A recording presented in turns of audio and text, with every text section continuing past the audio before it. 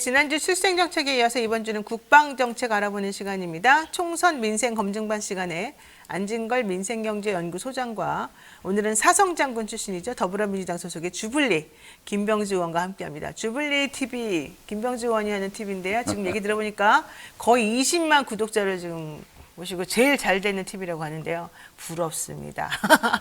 자, 두 분 모시겠습니다. 어서 오십시오. 네, 안녕하십니까. 안녕하세요. 네, 우리 의원님 너무 오랜만에 뵙습니다. 네, 오랜만입니다. 그동안에 네. 또 지역구 활동하시느라고 네. 많이 바쁘셨을 것 같은데 네. 파랑불입니까? 빨간불입니까? 네, 들려오는 소식에 의하면 네. 파랑불이다 이러던데. 네, 네. 지금 뭐 좀 분위기가 좋아지고 좋아요? 있습니다. 아, 네. 지금 네. 나가시는 곳이 정확히 어딘지 다시 말씀해 주실까요? 남양주 을인데 별내 진접 오남 지역입니다. 그 지역에 지금 민주당 후보 4명이 경합을 하고 있는데 네. 그래도 제가 제일 선두권을 달리고 있습니다. 남양주 을에 지금 현재 현역이 누구죠? 김한정 한정 의원. 의원 재선 의원이고요. 저하고 경합하고 있고 거기 이제 보좌관 출신하고 뭐 이렇게 청와대 행정관 출신 두 분이 나와서 또 경합을 벌이고 있습니다. 그럼 경선이 이제 언제예요?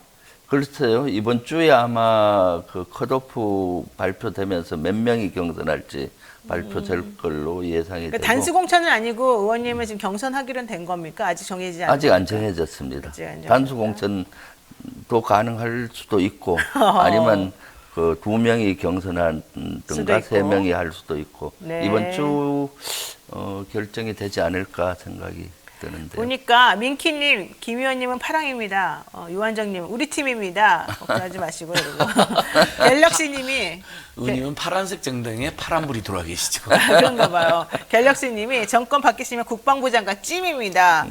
좋은데요, 아주. 예. 네, 민키님도 네. 지지율 좋으십니다. 네, 배동호님이 남양주을 경선 신경 써주세요. 이렇게 하셨습니다. 이 사이에 또 신현도님이 토마토 패스 광고 좋아요. 그랬을 때 맞습니다. 네. 재밌죠. 자, 어쨌든 두 분 모시고 본격적인 얘기 나누는데요. 저희 뉴스마트에서 아주 심혈을 기울여서 또 기획해서 요거 하나 짧게 만들고 있는 게 있습니다. 현장 영상을 저희가 만들고 있습니다. 지난번부터 2030의 목소리를 직접 들어보는 시간이죠. 보겠습니다. 저도 원래는 여자 병역에 대해서 그렇게 막 찬성하는 편은 아니었는데 이번에 여자도 이제 공무원을 하기 위해서 군대를 가야 된다. 그거에 대해서는 개인적으로 찬성하는 편이에요. 정확하게 얼마 기준으로 딱 말하기는 힘들 것 같고 그래도 사회에서 주는 것하고 비슷하게는 줘야 되지 않나. 왜냐면 거기도 일과 시간이 다 있기 때문에. 저는 살짝 너무 급진적으로 말을 한 게 있지 않나 싶기는 한데 이렇게 하면은 뭔가 갑자기 확 바뀌는 거다 보니까 거기에 대한 부작용이 분명히 따를 거라 봐서 그렇게 급진적으로 바뀌기보다는 어떻게 보면 페널티를 주는 게 아니라 현재 하고 있는 사람한테 좀 더 챙겨주는 가산점이나 이런 걸 챙겨주는 쪽으로 하는 게 서로 양극화를 좀 없애는 길이라고 생각합니다. 저는 공무원 하는데 굳이 군대 가야 된다 갑자기 바꾸는 거 별로라고 생각합니다. 동의하는 편인 것 같은데 이현도 가야 되지 않나? 저도 비슷하게 생각해요. 그냥 네, 필요한 것 같긴 해요. 공무원에 한해서라기보다는 솔직히 얘기해서 지금보단 좀 더 네, 확대돼야 되지 않나? 아예 모든 사람이 안 가는 거에 대한 건 좀 바뀌어야 할 수도 있겠다. 그냥 모든 그러니까 여자들이 지금, 가지 않는 네. 거에 대해서는 어느 정도 몇 번 생각을 해봐야 될 수 있겠다. 까진 정확히 생각 안 해봐서 모르겠는데 하나로 통일되는 게 좋다고 생각해요. 네. 모병자일 건 모병자 하고 전부 다 징병자일 거면 징병제를 하고 근데 이제 뭐 여자는 모병제, 남자는 징병 이런 식으로 되면 더 양극 간의 갈등이 더 심해지지 않을까? 사실 지금 양극 간의 갈등이 가장 큰 문제니까. 저는 그래도 약간 일하는 시간이 보통 근로자에 비해서 많다 보니까 그리고 일과 그 일상의 경계가 좀 흐릿한 편이잖아요. 그래서 최저임금보다는 한 10만 원 정도는 더 줘도 되지 않나. 저는 좋은 것 같고 여경 뭐 여자 소방관에 대해서 그렇게 여론이 좋지 않다고 생각을 하고 있고 그리고 저도 막 이렇게 봤을 때 굳이 뭐 여경이 필요한가에 대한 생각도 좀 가지고 있는 사람 중에 하나이기도 하고 여경이 그 체력 그런 시험에서 조건이 좀 낮다고 알고 있어요. 그래서 군대를 갔다 와서 그래도 비슷한 조건으로 끌어올리는 게 맞지 않나 하는 생각을 가지고 있습니다. 가야 된다고 하면 저는 뭐 크게 반발 없이 갈 것 같긴 하지만 개인적으로는 지금 남자들만 있는 군대에서도 여유 인원이 많다고 생각을 하는데 여자까지 굳이 갈 필요는 없다고 생각합니다. 지금처럼 그냥 미군이 계속 있다고 하면은 징병제보다 모병제로 바뀌는 것도 괜찮은 것 같아요. 왜냐하면 굳이 그렇게 많은 병력이 있을 필요가 없는 거예요. 네, 조금 긴 것 같은 영상을 보셨습니다. 병장 기준으로 월급 200만 원이라면 어느 정도 어떻게 생각하냐? 여성 입대는 어떻게 생각하냐? 이런 거. 현실적으로 공무원에 또 희망하는 여성 입대는 어떻게 생각하냐? 이게 그냥 입대하고 공무원에 희망하는 사람에게만 또 입대하라고 하는 건 어떻게 생각하냐? 이런 얘기들 다 좀 젊은 청년들에게 들어봤습니다. 남성, 여성 모두에게. 그래서 특히 개혁신당에 지금 주장하는 내용 같은 경우도 올바른 정책인지 징병제, 모병제 어떻게 생각하는지 다 물어봤습니다.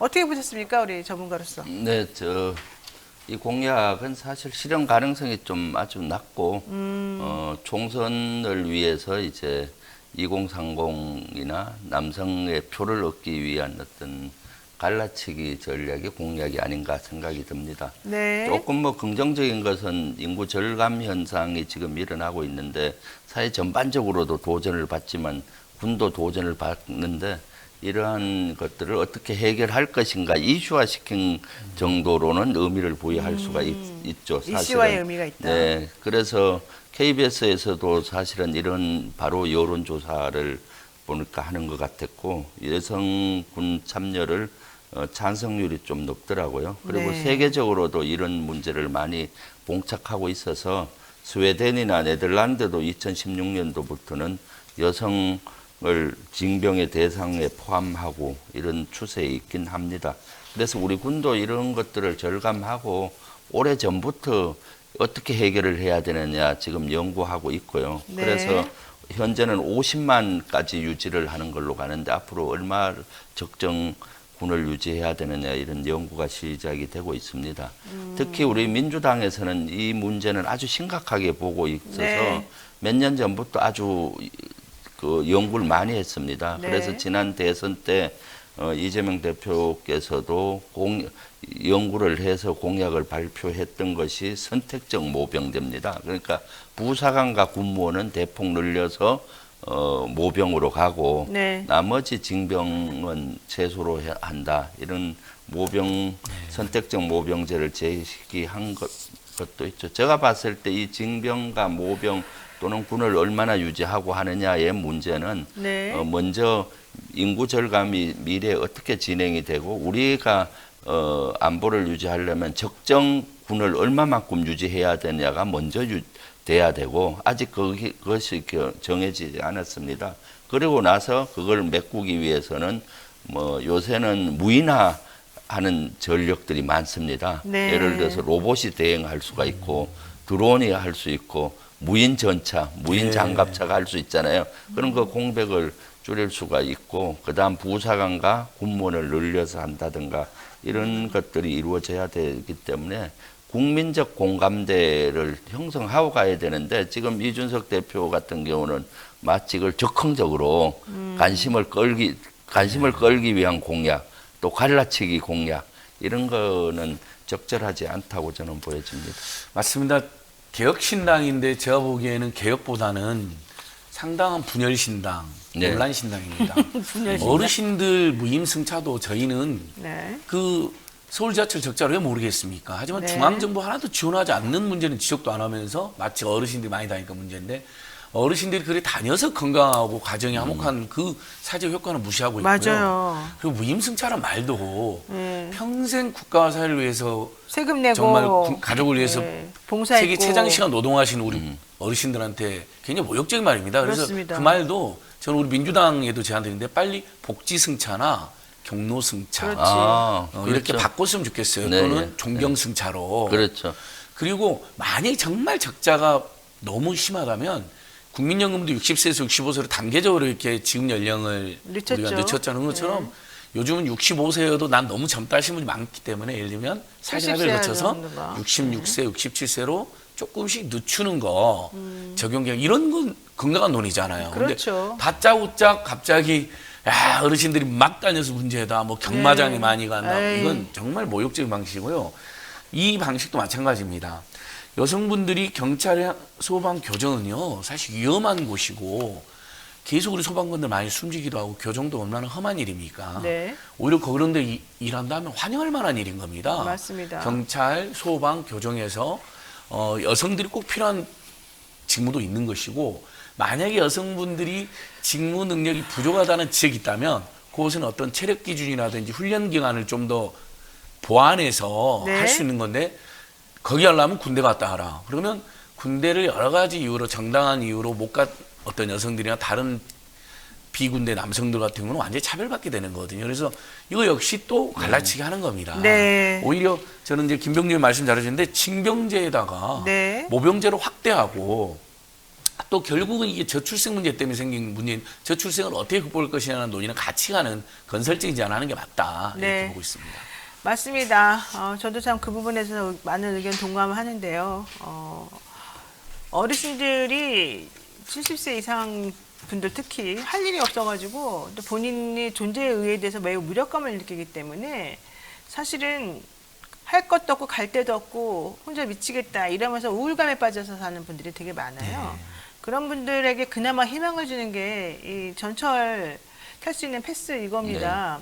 그거에 있기 때문에 그나마 숨통이 좀 트인다, 나갈 수 있다, 바람이라도 쐬고 왔다 갔다 한다, 사람 구경한다, 이제 이런 게 되게 많아요. 그래서 그것이 가지는 긍정적인 효과가 있어요. 그러면 우리나라 교통이나 이런 것들에 대해서는 당연히 정책적으로 누구라도 편하게 아주 최소한의 비용으로 타고 다닐 수 있게끔 해주는 게 기본이거든요. 국가사회 복지정책 중에.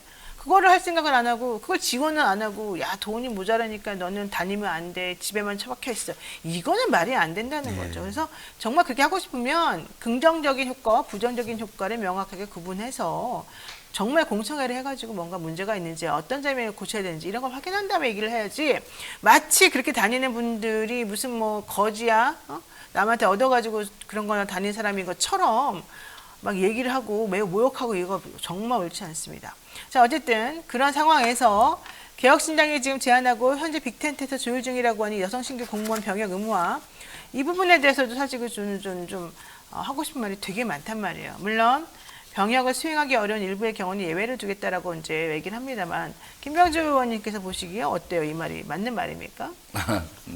별로 맞지가 않죠. 안 맞아요? 예. 네, 사실은 병역이라는 것은 우리 헌법에도 병역 의무가 돼 있고 이런 데는 신중을 기해야 되는 것입니다. 사실은. 그래서 국민적인 또 공감대가 형성이 돼야 되고 그래서 조금 전에 안진걸 소장께서도 얘기했지만은 이것은 마치 분열시키고 이런 네. 정책이죠. 사실은 공약이고 또 주목받기 위해서 어거지로 만드는 것이 아니냐 싶어요. 사실은 정치의 목적 중에 하나가 국민 통합과 국민들을 화합시키는 것이 있거든요. 그렇죠. 그런데 윤석열 대통령이 이준석도 윤석열 대통령을 만들었잖아요. 그때부터 갈라치기 공약을 많이 했었고 또 윤석열 대통령 들어와서도 갈라치기를 지금 많이 하고 있잖아요. 공산주의 전체주의가 어떻느니 뭐 해가면서 그래서 같은 배를 타고 윤석열을 만들어서 한 이준석이라 그런지 몰라도 이준석 대표가 또 갈라치기 이런 공약들을 내서 국민들을 분열시키고 하는 것이 너무 안타깝다고 생각이 들어요, 오히려. 네.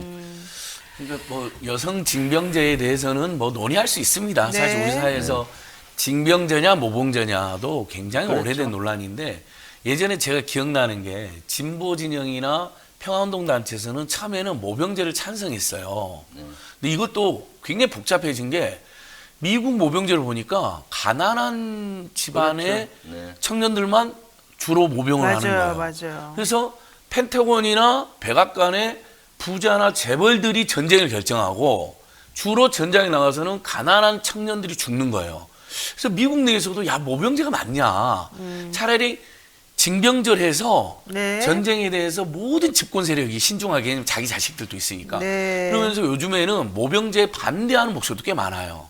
그러니까 이만큼 이 징병이냐 모병이냐 또 네. 여성을 징병을 할 것이냐는 굉장히 신중한 논의가 필요하고요. 네. 꼭 선악의 논리로 접근할 필요가 없는 거예요. 만약에 우리 사회가 정말 군대를 도저히 유지할 수 없는 정도로 저출생과 자살률이 심각하게 되면요. 그 문제를 먼저 해결해야 되는데 진짜 그렇게 되면 여성 징병제도 논의 안 할 수가 없죠. 알겠습니다. 그러나 지금처럼 갑자기 야 여성들 그동안 이제 많이 차별받는 이제 요즘 차별 안 받으니까 다 너희도 군대가 이런 식으로 접근하는 건 절대 아니라는 겁니다. 저희가 그래서 조사를 여론조사한 게 있어서 한번 확인을 해봤습니다. 여기 보니까는 그 KBS가 설 연휴 기간에 조사한 설문조사를 가지고 판단해 보니까 여성 징병제를 찬성하는 사람이 54%, 반대가 34%, 잘 모른다가 12%였는데 이 중에서 특히 남자는 찬성 비율이 높았어요. 66%, 그리고 반대는 27%였고 여자는 찬성이 43%, 반대가 40%였거든요. 그럼 생각보다 많은 사람들이 찬성하나 보다 이렇게 생각이 조금 들어요. 네. 이게 일반적인 생각인가요? 글쎄요, 저 여론조사의 그 세부적인 데이터를 못 봐서 모르겠는데 네. 현재 저는 징병제냐 모병제냐 또 여성들이 군에 가야 되느냐 말아야 되느냐의 담론은 지금 시작해야 된다고는 봐요. 네. 왜냐하면 지금 실제 인구 절벽 현상으로 2035년 정도 되면은 전원이 남성이 다 가도 부족한 상태가 됩니다. 그렇군요. 그리고 사실은 모병제 얘기하는데 모병제 할 인원을 모집하기가 어려워요. 네. 실제. 맞아요. 그리고 맞아요. 또 모병제 한다고 하면 조금 전에 말씀 안 소장 얘기하셨듯이 취직이 안 된다든가 뭐 학교에 잘 못 간다든가 그러면은 그 군에 가는 경향이 있기 때문에 오히려 사회의 불평등을 심화시킬 우려도 있고 군의 수준이 또 낮아질 수도 있고 여러 가지 문제가 있는 것이죠. 그렇기 때문에 이러한 것들은 지금부터 좀 더 사회적인 담론을 가지고 네. 공감대를 형성해 가야 된다고 보고 단순히 저렇게 여론조사로만 이것이 맞다 저것이 맞다 할 문제는 저는 어쨌든 아니라고 봅니다. 저 여성 징병제 관련한 이제 여론조사에 대해서는 뭐 보수 가표집이다 내지는 명절 전후에 나온 거라서 조금 정확하지 않다 이런 얘기도 나옵니다만 이런 조사를 한번 더 여러 번 해가지고 정확하게 사람들이 어떤 생각 가지고 있는지 판단해보는 건 필요할 것 같습니다. 저는 약간 긍정적으로 보는 게 네. 그냥 여성 징병제를 감정적으로 또는 여성도 한번 군대 가봐라 뭐 이런 식으로 하는 분들도 있지만 네. 사실 이제 지금 군대 자원이 너무 부족해진다고 하니까 애국심으로 또 국방과 안보를 걱정해서 그래 여성 징병도 논의해보자 하는 분들도 꽤 많을 겁니다. 그래서 그러면은 당연히 나라 걱정으로 건강에 접근하니까 긍정적 면이 있는데 네. 다만 이 문제를 군대도 아직 준비가 안 돼 있습니다. 여성 징병 그리고 아주 오래 걸립니다. 그러니까 김병준 말씀처럼 저렇게 그냥 개혁신당이 마치 갈라치기식으로 여성도 한번 당해봐라 또는 뭐 해봐라 뭐 이런 식으로 접근할 일이 아니라 지금부터 순차적인 계획을 가지고 아주 치밀하게 또 사회적 통합을 사회적 논의를 잘 거쳐서 해보는 게 필요하다 이렇게 네. 보고 또 민주당에서는 이 병역과 관련된 이런 약정들 혹은 뭐 얘기들을 많이 지금 하고 있습니다. 물론 뭐 새로운 선택 이제는 뭐 기억신당으로 합쳐졌으니까 의미는 없습니다만 어쨌든 민주당에서 내세우고 있는 장병처우 개선이 있지 않습니까? 네, 네. 그건 어떤 겁니까? 네, 이번에 공약을 지난 24일 날 발표를 했습니다. 공약의 핵심은 장병들의 처우 개선, 복지의 주안을 두고 저희는 했고요. 그중에 핵심적인 내용 몇 가지 말씀드리면은 군인들하고 군무원들이 저녁에나 야간에 또는 주말에 근무를 쓰잖아요. 네. 그럴 때 당직 근무비가 일반 공무원보다 낮게 책정이 돼 있어요. 아, 군인 그래서 당직비가. 네, 예. 네. 똑같이 군인들도 장교들이나 간부들도 다 그 준 공무원인데 공무원과 차별이 돼 있어서 그 공무원에 맞추겠다는 겁니다. 그래서 현재는 평일에 2만 원, 휴일날 4만 원 받는데 공무원들은 평일날 3만 원, 휴일날 6만 원을 받아요. 그게 형평성이 안 맞잖아요. 네. 그래서 그걸 맞추겠다는 거고 이것은 문재인 정부 때부터 문제 제기가 돼서 점진적으로 계속 올라가서 현재 2만 원과 4만 원까지 간 겁니다. 그렇죠. 그리고 이제 병사들 같은 경우 군에서 핸드폰을 자유시간에 쓰지 않습니까? 네. 근데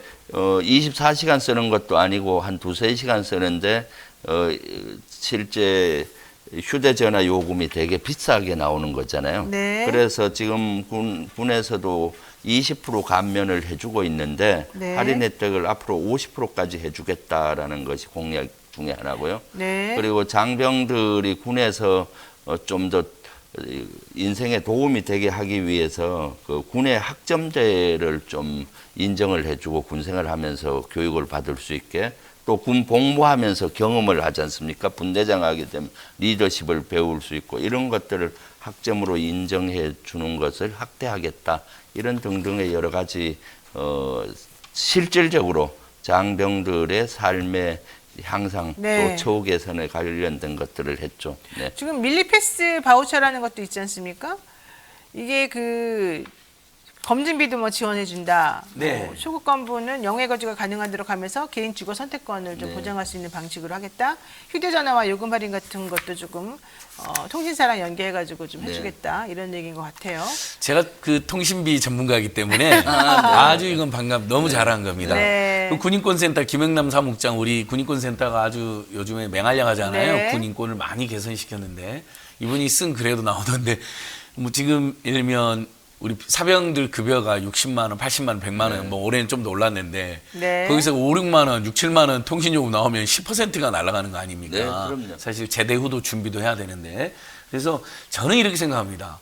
나라 위에 헌신하려고 지금 우리가 의무적으로 징병해 놨잖아요. 네. 저는 그 2~3시간 통신비는 국가가 100% 지원해 준 게 맞다. 다만 통신 3사가 1년에 벌어들이는 순이익이 지금 5조 안팎이나 됩니다. 그래서 네. 국가가 100% 부담내면 통신사가 50%, 국가가 50% 이 정도로 하는 게 맞는데 알겠습니다. 당장 민주당 공약처럼 50%라도 네. 이렇게 지원 확대하는 게 필요하다. 네, 그리고 또 중요한 게 예비군 동원 훈련 기간 단축입니다. 네, 민주당은 지금 현행 죄송합니다. 1년차에서 4년차까지 진행하고 있는 예비군 동원 훈련 기간을 4년에서 3년으로 1년 단축하는 것을 공약으로 했습니다. 다만 2박 3일 훈련 시간은 주말을 포함해서 3박 4일로 늘어나고 동원 훈련 보상비도 현행보다 조금 더 주는 것, 2배 정도 주는 것으로 좀 얘기를 하고 있습니다. 또 하나는 이제 국민의힘에서도 정책을 내놨는데요. 급식비를 좀 올려주겠다. 이게 국민의힘의 얘기인 것 같습니다. 네. 뭐라고 하나요? 급식비 국민의힘에서 13,000원에서 이를 15,000원으로 올려준다고 했는데 이것은 너무 어이없는 거예요. 아, 왜요? 문재인 정부 때 이미 15,000원 올리겠다고 그 계획을 이미 세웠고 얘기됐군요. 네. 네. 그리고 그런데 윤석열 정부 들어와서 제대로 안 올려서 지금 13,000원이 된 그런 겁니다. 거예요? 그러니까 원래 대통령이 문재인 네. 대통령이 올린다고 했는데 네, 그때 그걸 실행해야 점진적으로 되는, 확 올렸거든요. 네, 실행해야 되는 네. 이쪽에서 일을 안 했군요. 네, 그래서 최근 윤석열 정부 들어와서 이만큼 못 올려서 문제인데 15,000원도 턱없이 부족합니다. 그러겠죠. 이 공약이라고 하면 앞으로 22대 4년 동안 하겠다는 거 아니겠습니까? 네. 지금 당장도 저는 18,000원에서 2만 원 정도가 합당해요. 왜냐하면은 병사들 은 식사할 때 있잖아요. 네. 메뉴 선택권이 없습니다. 우리가 어느 식당을 가든지 본인이 메뉴를 선택하잖아요. 어떨 때는 뭐 설렁탕을 먹고 싶을 때도 있고 네. 짜장면을 먹고 싶을 때도 있는데 군은 주어진 메뉴만 먹게 돼 있는 겁니다. 그래서 앞으로는 메뉴 선택권을 줘야 되는 것이 큰 방향이고요. 그러려면 미국 미군들처럼 완전히 뷔페식으로 이렇게 가야 되는 네. 거죠. 그럼 자기가 선택해서 먹을 수 있잖아요. 그래서 작년 기준 미군들은 1일 18,000원 정도 되더라고요. 그래서 제가 국방위에서도 앞으로 병사들은 메뉴 선택권을 갖게 해야 된다. 네. 그러려면은 미군들처럼 완전 뷔페식으로 가야 된다 하고 요구했는데 겨우 한다는 것이 15,000원 이것도 계획됐던 거를 제대로 못한 거를 공약에 반영을 하니까 장병들의 급식을 너무 모르고 있다. 네. 그냥 탁 책상에 앉아서 하는 것이 너무 어이없는 공약인 그러니까 이게 거죠. 지금 장병 급식비 단가가 13,000원에서 15,000원 올린다는 게 하루 기준인 거예요? 뭐 한 끼 기준인 거예요? 하루. 아, 예. 그러면 한 끼당 한 5,000원 정도씩? 그렇죠. 네. 한 끼면 이 정도 13,000원 지금 충분하죠. 그렇죠. 근데 하루니까 네. 이런 5,000원도 안 되는 4~5,000원짜리로 장병 급식을 하니까 여러분 다 기억나시죠? 예전에 식당 봤더니 네. 정말 반찬이 좀 와 그랬어요. 어떻게 이럴 수가 있느냐라는 난리가 났잖아요. 네, 맞습니다. 그래서 급식비는 진짜 저는 김현우님 말씀 잘하셨는데 최소한 뭐 한식, 양식, 뭐 중식으로 그렇죠. 이렇게 선택할 수 있게 해주거나 아니면 정말 뷔페식으로 해가지고 정말 군대에서 안 그래도 답답하고 여러 가지 어려움이 많을 텐데 우리 장병들이 나라 살리려고 지금 지키려고 했는데 먹는 거라도 네. 통신이라도 네. 드시는 거라도 제대로 드시게 해주고 통신이라도 제대로 알겠습니다. 해서 군대 내에서 여러 가지 문제를 해결하는 네. 계기를 만들어줘야 됩니다. 마지막으로 하나만 여쭤보겠습니다. 시간이 지금 없어가지고 지금 진보당 쪽에서 군형법 92조 6을 폐지해야 된다고 주장했거든요. 이게 뭐냐면은 동성군인과 성관계를 가지면 징역 2년 이하의 처벌을 받게 되는 법이에요.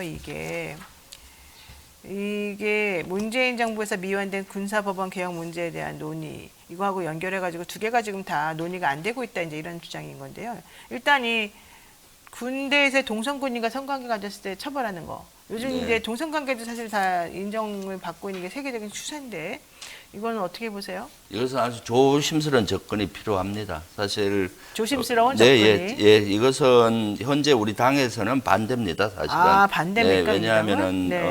실제 인권위에서는 폐지를 권고했지만은 헌재에서는 합헌이 난 사항이고 당에서도 이 폐지에 대해서는 시기적으로 아직 시기상조다. 네. 이것은 사회적인 합의가 필요한 것이다라고 보고 있고요. 네. 군사법원 개정은 문재인 정부 때 획기적으로 개정이 됐습니다. 3대 범죄에 대해서는 이제 민간에서 하게 돼 있고 모든 것은 군사 재판을 했는데 네. 그리고 2심부터는 민간으로 간다든가 이런 많은 변화가 최근 2년 전에 이루어졌기 때문에 네. 지금은 실험하고 있는 단계라고 보여요. 그래서 지금 여기서 공약에 빠졌던 이유는 이런 것들을 좀 더 관찰해보고 네. 보완 발전시키는 게 맞다. 는 그런 견해를 우리 예. 당에서는 갖고 있죠. 네. 그래도 아무래도 근데 이제 군대 내 이제 동성 간의 성추행이나 성폭력 문제도 있거든요. 이런 건 엄단해야죠. 하지만 뭐 서로 사랑하고 서로 좋아하는 소수자더라도 그런 사랑에 기반한 관계라면 이제 처벌하는 건 사실 구시대적이다. 그래서 알겠습니다. 민주당도 좀 더 이 부분을 전향적으로 또 논의도 해야 될 거라 생각합니다. 의견은 왜냐하면 다르시네, 두 인권 분이. 시민단체들이 굉장히 강력하게 촉구하고 있습니다. 알겠습니다. 세계적으로도 이게 문제된 조항이 되고 있어서. 네.